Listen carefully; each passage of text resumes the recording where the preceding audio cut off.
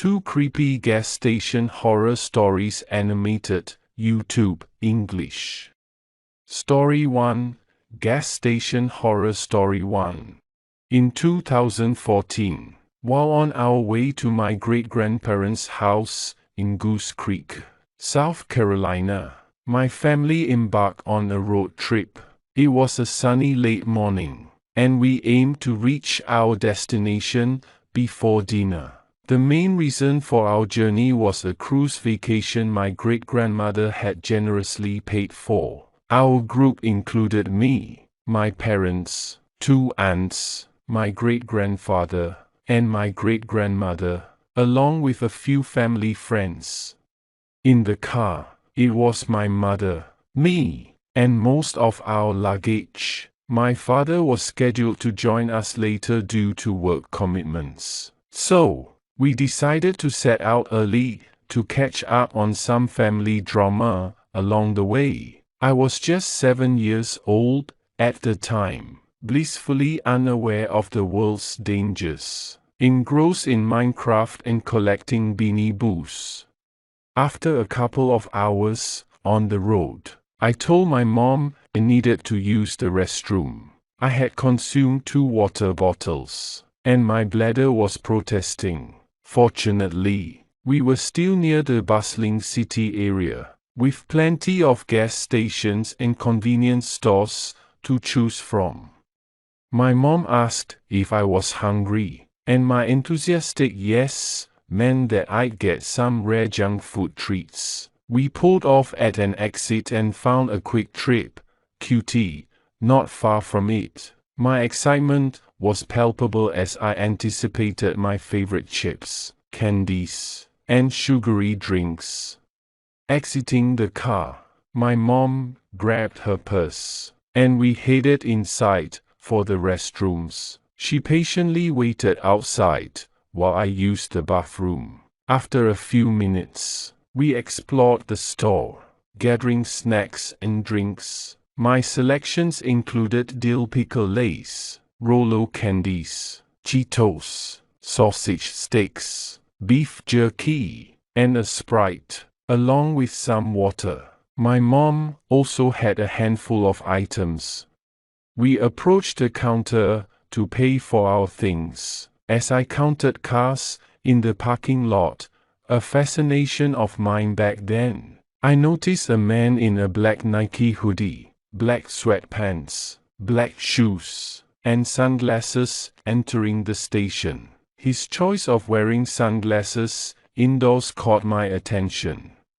He strolled casually up to the counter with a warm smile, as if he knew the cashier. My mom exchanged a polite smile with him, the kind you give strangers when you want to avoid conversation. But he didn't seem to notice and shifted his gaze to the cashier. That's when things took a dark turn. The man playfully smacked the counter, jokingly saying, "Give me all your money." The cashier, initially confused, gave him a few seconds, but suddenly, the man turned serious, slamming his hands on the counter, producing a gun, and demanding money once again, no longer joking. My mom quickly dragged me out of the store as I watched in confusion and a hint of awe. She practically threw me into the car and sped out of the parking lot. My last glimpse of the gas station showed the man pointing his gun at the cashier and shouting something inaudible. It's been 7 years since that incident, but gas stations still give me a nervous, angsty feeling. The QT had been torn down and replaced with a new building. While it may not be the dramatic ending some expected, it was a genuinely scary and traumatic experience for me. I wanted to share it and see if others have faced similar situations or know more about what happened.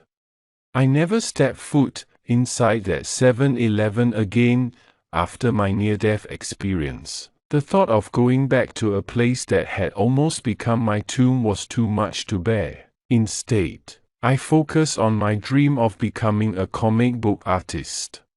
Living with my parents while I pursued my artistic passion wasn't always easy. They worried about me and my unconventional career choice, but I was determined to make it work. I spent hours honing my skills, drawing and creating stories that I hoped would one day make it into the pages of a comic book. As time went on, I began to gain some recognition in the indie comic book scene. I started attending conventions and met fellow artists and writers who shared my passion. It was a tough road, and the pay was meager, but I was doing what I loved, and that was all that mattered to me. One day, while at a convention, I met a publisher who saw potential in my work. They offered me a small contract to create a miniseries, and I jumped at the opportunity. It was a stepping stone, a chance to prove myself in the industry.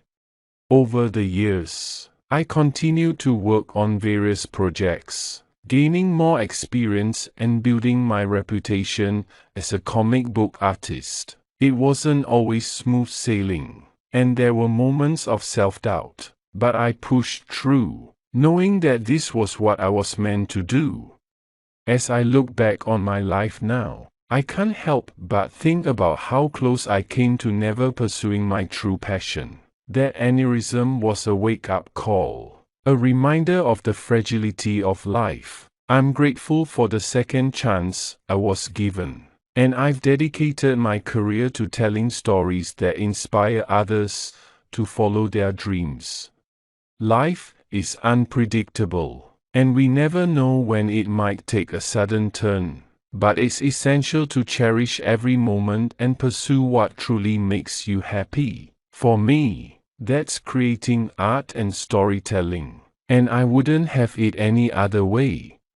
So, as you go about your own life, I hope you find the courage to chase your dreams, no matter how unconventional they may seem. Because in the end, it's the passion and fulfillment that matter most. And to that head of neurology who made the life-saving decision that day, I will forever be grateful. They gave me a second chance at life, and I intend to make the most of it. As for the 7-Eleven, it's become a distant memory, a place I'll never return to, but it served as a reminder that life is too precious to waste on anything less than your true calling. So, follow your passion, live your dreams, and make every moment count. You never know when life might throw you a curveball, but it's how you respond that truly matters. Story 2, Gas Station Horror Story 2. I'm a 23-year-old woman from the UK. And in my late teens, I live close to a Starbucks coffee shop, about a 15-minute walk from my home. I had severe anxiety issues due to past trauma, and one aspect of my therapy was to go for walks alone at night to conquer my irrational fear of being outside after dark. This story takes place around 9 p.m. in the late summer months. Likely in July or August. It was the time when it stayed light until about 10:30 or 11 p.m. I decided to challenge myself to stay out until at least 9:30 p.m. and then I'd head back home. I didn't have much mobile data on my phone, but the Starbucks offered free Wi-Fi even when it was closed. I sat in one of the outdoor seating areas to scroll through social media and ease my anxiety about being outside alone at night. As I sat there, the parking lot was empty, and the gas station behind the coffee shop was also quiet. There was another gas station across the street, which was a rival to the one behind the coffee shop. I didn't want to disclose the specific locations for privacy reasons. Suddenly, I heard shouting coming from the nearby hotel. I looked up to see two men hanging out of a hotel window, shouting at me. It took a moment for me to process what was happening. They were screaming, trying to get my attention, and saying things like, "Why don't you come over here, baby?" My heart raced as panic set in. I immediately got up, not even bothering to push my chair back under the table, and started speedwalking away from the coffee shop towards the gas station. One of the men disappeared from the window, while the other yelled, "You need to come up to our room." My fear intensified, and I called a family member for help. I was nearly in tears, and my relative advised me to go across the street to the other gas station, where my mom worked. She agreed to stay on the phone with me for support. As I crossed the street, I looked back, and the men were following me. I didn't dare look behind again, fearing they might be running after me. I rushed into the gas station, where my mom worked, and ran to the cash register to explain what was happening. My mom and her colleague comforted me, while Jason, a tall and stocky coworker, went outside to confront the men. The fear and relief I felt were overwhelming. Jason returned after a few minutes, reporting that the men had fled when they saw him coming. I never saw those men again. I assumed they went back to their hotel. This experience left me constantly aware of my surroundings and taught me the importance of staying vigilant in unfamiliar situations. Gas stations, in particular, still give me a sense of unease to this day.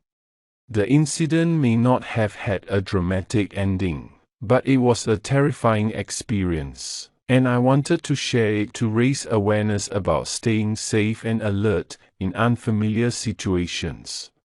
In the quiet little town of Willowbrook, nestled at the foot of rolling hills and surrounded by lush forests, there was a mystery that had intrigued the townsfolk for generations. It was the legend of the Whispering Woods, a dense forest that bordered the town. Its name derived from the eerie, soft whispers that echoed through the trees.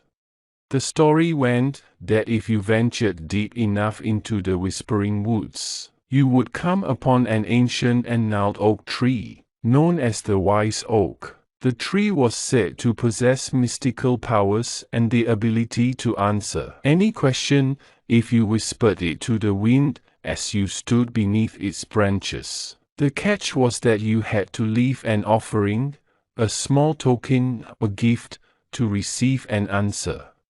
For years, people from Willowbrook and neighboring towns had journeyed into the Whispering Woods, hoping to seek wisdom from the Wise Oak. Some claimed the tree had guided them through difficult times, while others scoffed at the idea, dismissing it as mere superstition. I was a curious and adventurous young woman, known in Willowbrook for my insatiable appetite for stories and folklore. The Wise Oak had always intrigued me, and I decided to embark on my own journey to find it. One bright morning, I packed a knapsack with supplies and set off toward the Whispering Woods. The forest was dense and shrouded in mist, giving it an otherworldly atmosphere. As I ventured deeper, the whispers grew louder, and I couldn't help but feel a chill run down my spine.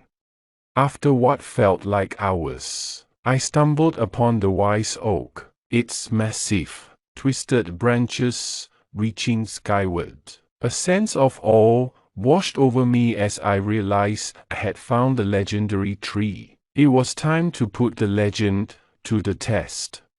I reached into my knapsack and pulled out a small silver locket that had belonged to my grandmother, a cherished family heirloom. I whispered my question to the wind. "Wise Oak, How can I find true purpose and happiness in my life?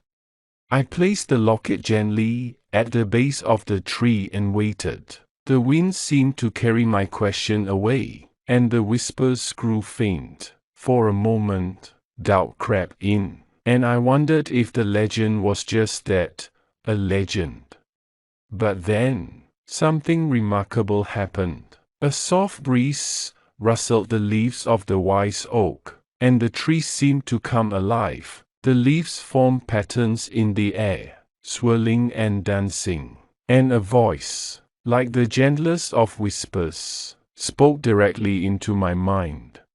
True purpose and happiness, it said, are found in the journey, not the destination. Follow your heart, embrace your passions, and share your stories with the world. The path you seek is one of creativity and connection.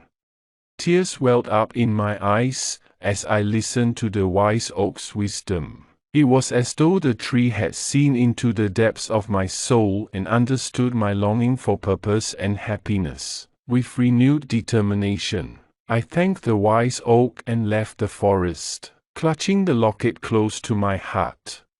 I returned to Willowbrook, determined to follow the guidance I had received from the ancient oak. I decided to pursue my love for storytelling and set up a small community library in the town center. There, I shared stories with young and old alike, fostering a sense of connection and belonging in our little community. As the years passed, the library became a cherished gathering place, and I found fulfillment in helping others discover the magic of stories. In doing so, I realized that the wise oak's wisdom had been true all along. My purpose and happiness were indeed found in the journey of sharing stories and connecting with those around me.